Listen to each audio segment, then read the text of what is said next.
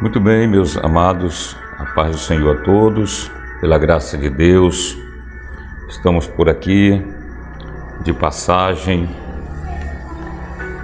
em viagem aqui pelo planeta Terra, e pela graça de Deus alcançamos mais um dia, e eu quero meditar com vocês aqui no Salmo 1. Quero começar lendo o Salmo e depois a gente vai fazer uma breve reflexão. Bem-aventurado o homem que não anda segundo o conselho dos ímpios, não se detém no caminho dos pecadores, nem se assenta na roda dos escarnecedores. Antes, o seu prazer está na lei do Senhor, e na sua lei medita de dia e de noite. Será como árvore plantada junto a ribeiros de águas, a qual dá o seu fruto na estação própria, cujas folhagens não caem, e tudo quanto fizer prosperará. Os ímpios não são assim, mas são como a moinha que o vento espalha. Pelo que os ímpios não subsistirão no juízo, nem os pecadores na congregação dos justos, pois o Senhor conhece o caminho dos justos, mas o caminho dos ímpios perecerá. Muito bem, então, tendo lido aqui a palavra de Deus, eu quero aqui de forma sintética, de forma bem resumida, trazer aqui uma reflexão esboçada no Salmo 1, que é um salmo de Davi. É o salmo que abre o livro dos Salmos.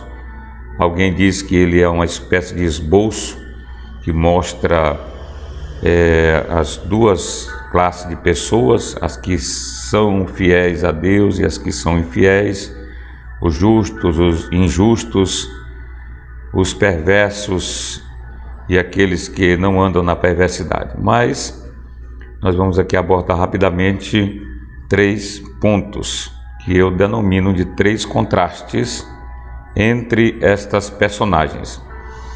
O primeiro contraste, nós começamos aqui no versículo 1. Bem-aventurado o homem que não anda segundo o conselho dos ímpios, não se detém no caminho dos pecadores e nem se assenta na roda dos escarnecedores. A palavra aqui, o termo começa com a palavra feliz. Bem-aventurado é uma felicidade que é diferente da felicidade causada com circunstâncias, consequências, novidades no âmbito do mundo material. Esta palavra bem-aventurança, ela está relacionada a uma felicidade divina, independentemente de circunstâncias. E aqui é estabelecido o primeiro contraste, que é o das condutas. Vemos aqui qual é a conduta do justo. O justo, ele é feliz, em primeiro lugar, por aquilo que não faz. Então é uma conduta no sentido de não fazer negativa. Então ele é feliz porque não dá ouvidos ao conselho dos ímpios. Ele é feliz porque não para observar o caminho do pecado.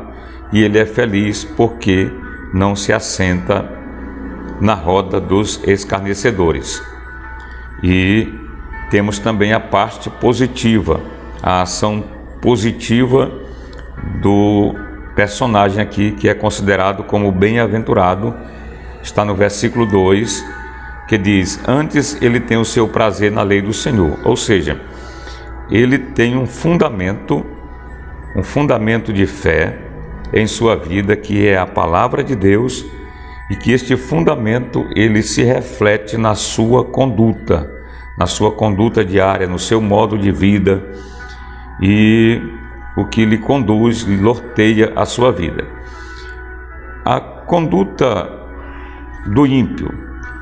Como é a conduta do ímpio? No versículo 4, você pode perceber aí. Diz assim: os ímpios não são assim. Não são assim como? Os ímpios, eles, ou os perversos, eu vou usar aqui a palavra perverso, Os perversos, eles, pelo contrário, eles já abordam, abraçam, acatam o conselho dos ímpios. Eles se detêm no caminho do pecado, param e acabam sentando-se e tendo uma cadeira cativa na Assembleia dos Pecadores ou na Assembleia dos Perversos. E aí nós vemos o contraste entre as consequências.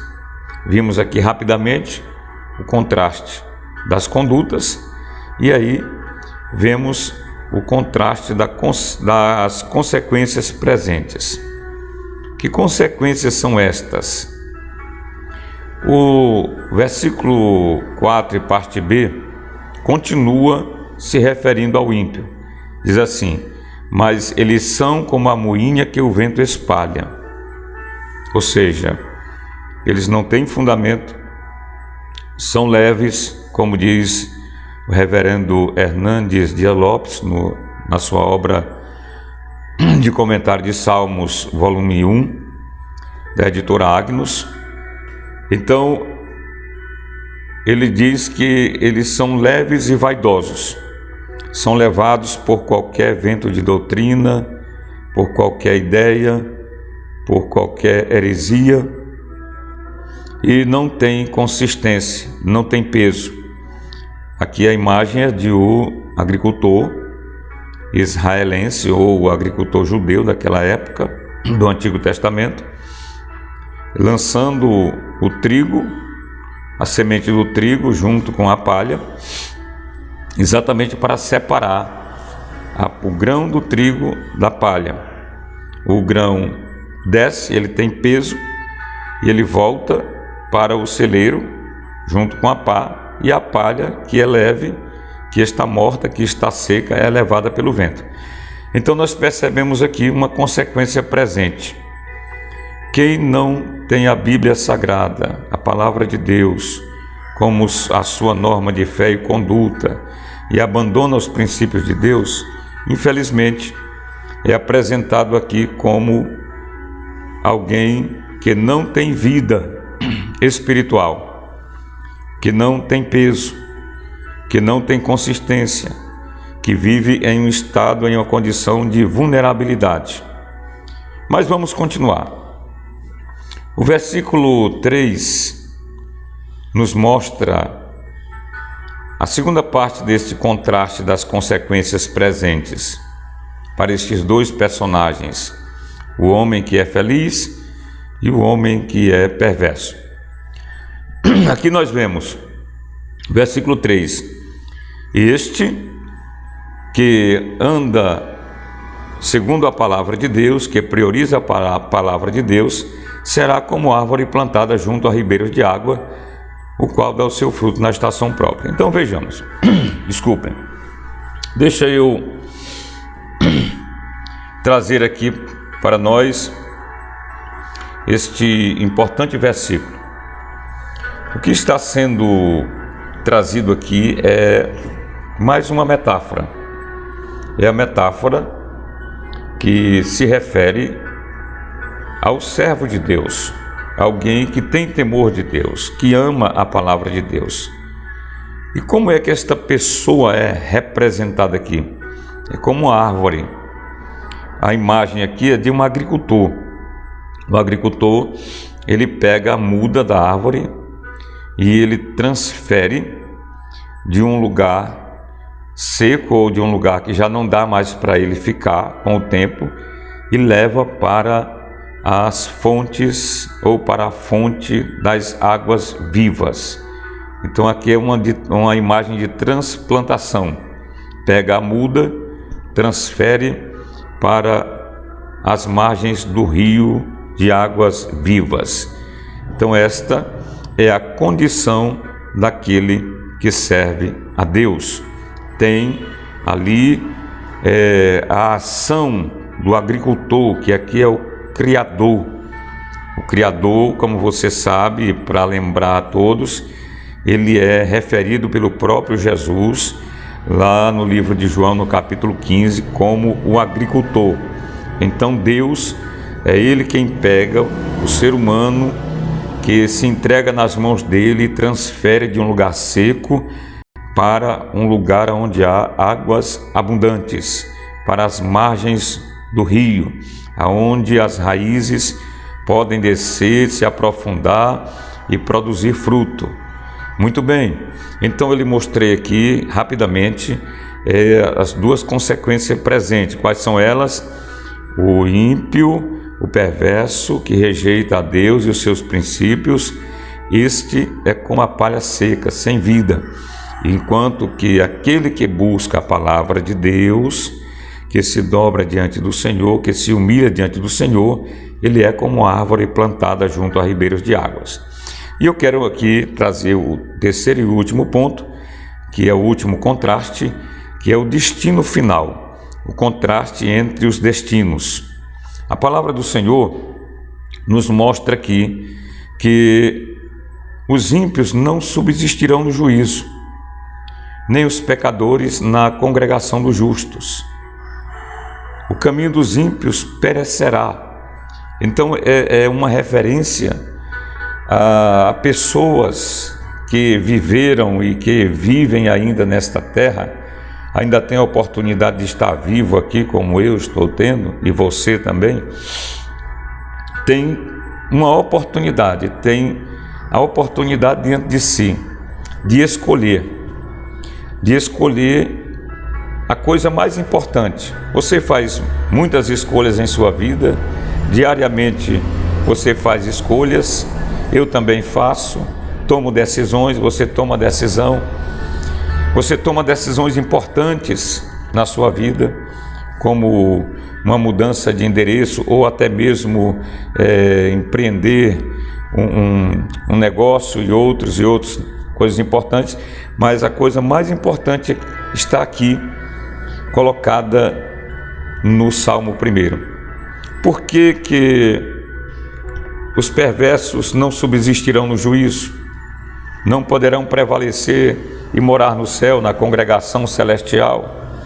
Por que eles perecerão? É por causa das decisões presentes.